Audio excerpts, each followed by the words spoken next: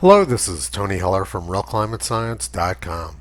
In 1988, at a major conference on global climate change, experts said warmer water temperatures could increase the power of hurricanes by 40 to 50%. They said, while maximum hurricane winds peak at 175 miles per hour now, they could reach 220 miles per hour by the middle of the next century. They also predicted that rising CO2 emissions could sharply reduce the production of rice. And since they made that prediction in 1988, global rice yields have increased by more than 50%.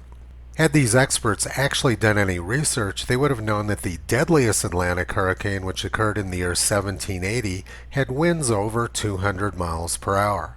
They also would have known that the 1935 Florida Keys hurricane had winds of 200 miles per hour as well.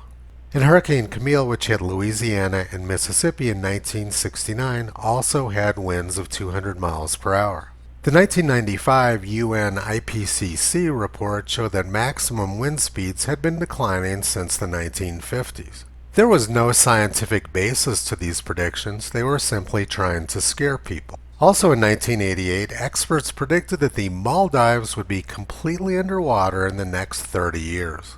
The British Commonwealth predicted 1 to 4 meters of sea level rise by the year 2030. And they said the only way to overcome this was for the little people to accept global governance. January 26, 1989.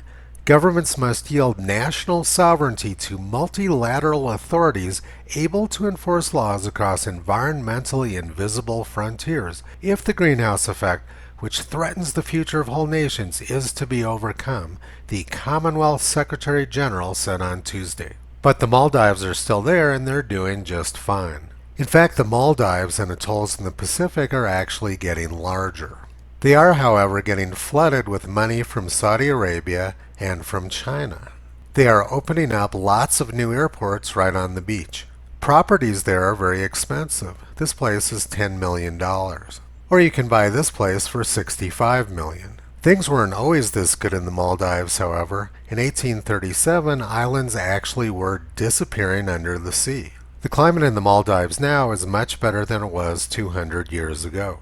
In 1982, government climatologists predicted as much as 18 feet of sea level rise in the next 50 years. That would be the year 2032, only 10 years from now. Also in 1988, NASA's leading climate expert Dr. James Hansen predicted lower Manhattan would be underwater in the next 20 to 30 years. He said, the West Side Highway, which runs along the Hudson River, will be underwater. Here's Dr. Hansen's office, and this is the West Side Highway. As you can see from this animation, nothing has changed there since 1995. The highway is still there.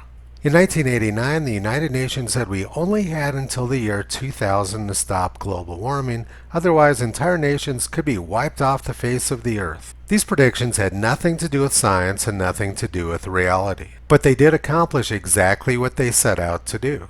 They created enough fear to get the public to give up their national sovereignty, civil rights, and free speech. And that was the goal of this scam all along, so they've been extremely successful. Toto has been warning people about this for the past 14 years. You can visit him, Curie, and Caesar on the web at realclimatescience.com.